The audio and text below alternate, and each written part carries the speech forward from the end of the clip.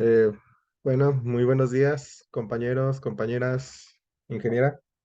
Nosotros somos el equipo 5 y les vamos a hablar de los tipos de fallas, más específicamente de friction y burn type y de carga estática.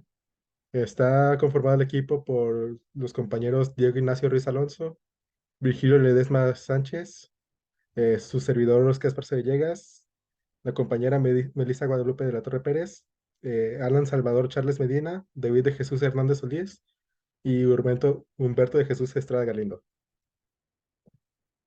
Empezaremos con el tema de modos de fallo, que brevemente explica de la forma en la que va a fallar la junta del material.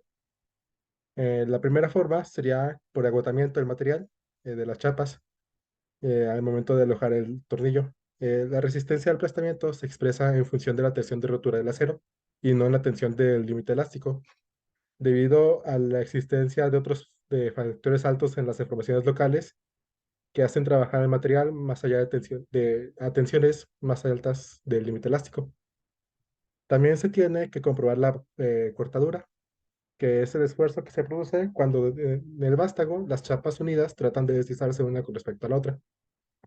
Otro modo de fallo es cuando en la unión atornillada los tornillos están trabajando normalmente, que sería por cortadura y por aplastamiento.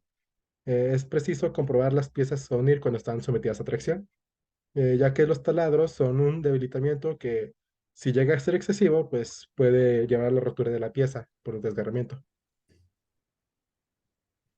Bueno, otros modos de fallo es cuando en las uniones existen esfuerzos de tracción en la dirección del eje tornillo. Este se tiene que comprobar su resistencia calculando la resistencia del tornillo y su área, ya que si esto no es correcta, va a terminar fallando. Otro tipo también es si la unión trabaja a tracción y cortante, es necesario comprobar que sea resistente a las esfuerzos combinados de esto, porque también si no se hace un buen cálculo, puede terminar fallando. Y el último que vamos a ver es en los tornillos de alta resistencia pretensados. Estos frente a cargas perpendiculares a los ejes de los tornillos, la unión resiste mediante rozamiento de chapas, favorecido por el esfuerzo pretensado. Cuando la carga perpendicular alcanza el valor de la resistencia por rozamiento, la unión se desliza hasta que el vástago del tornillo se entra en contacto con las paredes del talado. A partir de este momento, la parte de las fuerzas exteriores no son absorbidas por el rozamiento y deben ser absorbidas por el tornillo de alta resistencia, trabajando a cortadura y aplastamiento.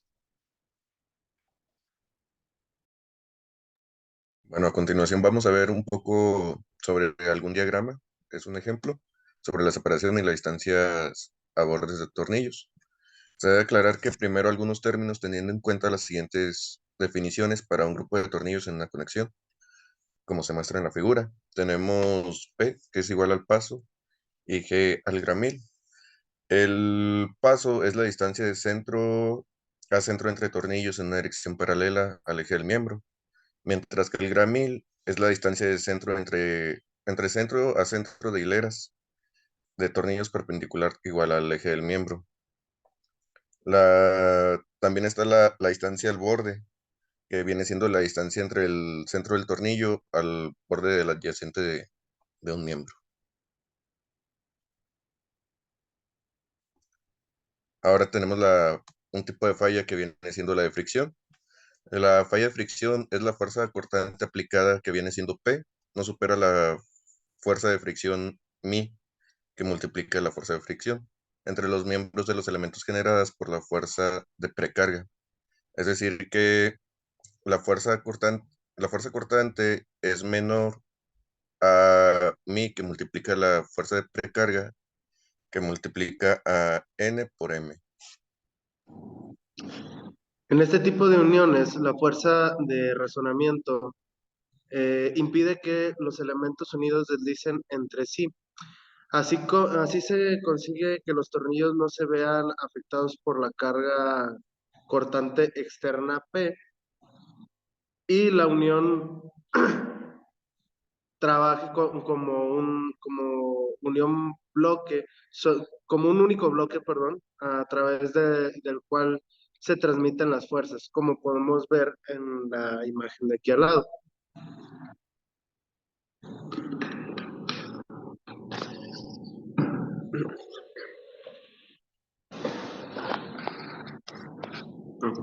Bueno, ahora tenemos lo que son las fallas en uniones de tipo bearing tape o fallas por aplastamiento que se dan en las zonas de compresión del laminado debido al avance del remache sobre la sección del laminado.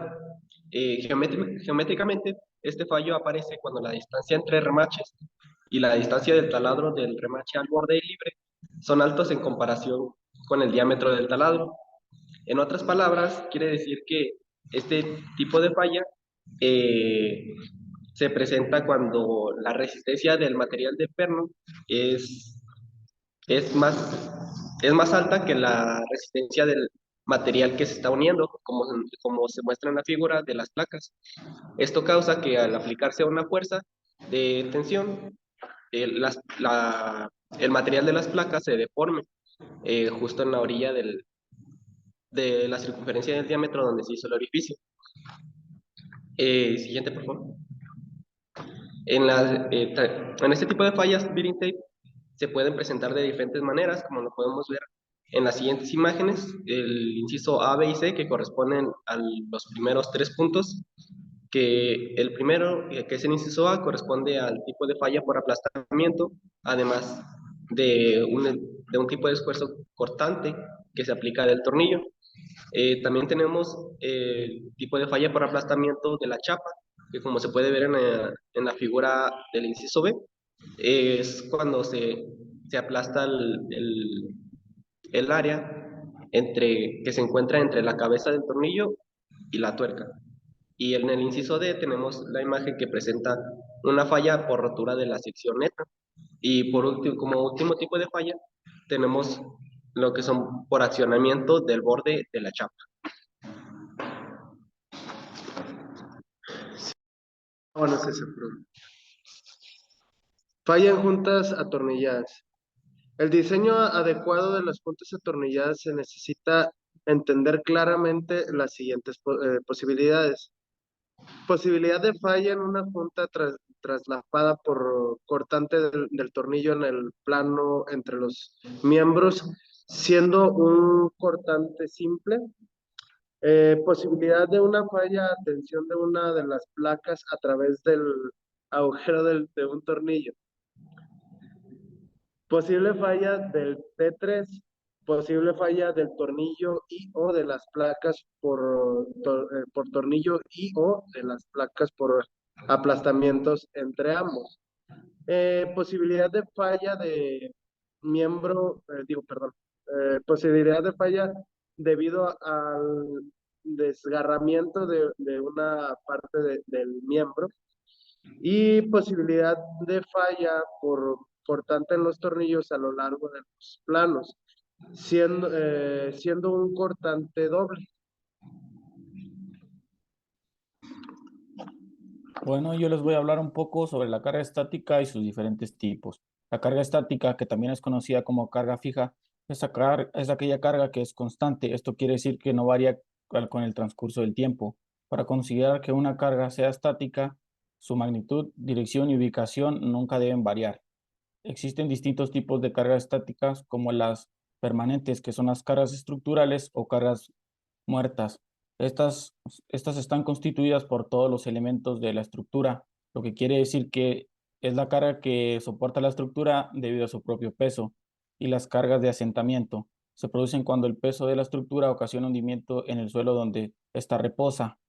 Esto puede causar una diferencia de apoyo en la estructura. Esto quiere decir que un punto de apoyo de la estructura puede variar a otro punto de la estructura. Estas siempre están salvadas por la cimentación que constituye la estructura y las accidentales, que son aquellas que se derivan del uso de la estructura, así como de las condiciones climáticas en las que ésta se encuentra.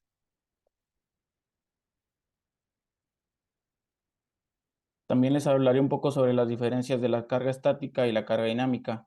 Como ya les había hablado anteriormente, la carga estática es aquella que se puede considerar constante a lo largo de la vida de la estructura, mientras que la carga dinámica se presenta de manera repentina y sus características varían cada vez que ésta se presenta. A su vez, las cargas dinámicas generan sacudidas y vibraciones en la estructura, a diferencia de las cargas estáticas que permanecen o aparecen y desaparecen de forma lenta y gradual, sin variar de forma rápida su magnitud.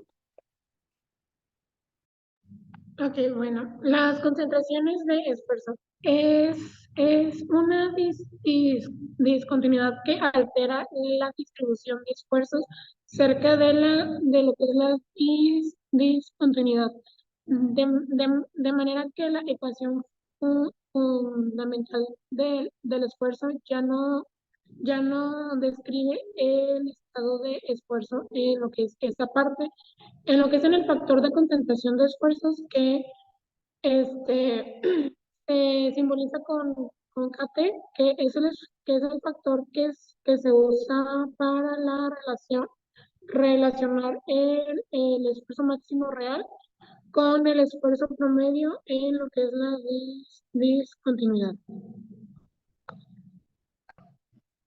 Las teorías de falla. En este tenemos dos, que son los materiales dúctiles y los materiales frágiles. En los materiales dúctiles, cuando se somete una pieza dúctil con un concentrador de esfuerzos a una carga estática, es posible que el punto de mayor esfuerzo en las vecindades de la discontinuidad alcance el esfuerzo de fluencia.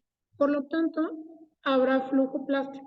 Las partes del material que alcancen el valor de resistencia de fluencia fluyen plásticamente, haciendo que los cristales se reacomoden, produciéndose el fenómeno de endurecimiento por deformación. Y en los materiales frágiles no ocurre flujo plástico, por lo tanto no hay movimiento de cristales, presentándose la falla si en algún punto se alcanza la resistencia a la ruptura, si en las vecindades de una discontinuidad de una pieza frágil sometida a una carga estática se alcanza dicha resistencia. Aparecerá una grieta en el sitio la cual será de, bilateral el resto de la sección. Gracias. Bueno, ya eso sería todo por nuestra parte. Espero que les haya sido de su agrado y les haya ayudado. Nos despedimos.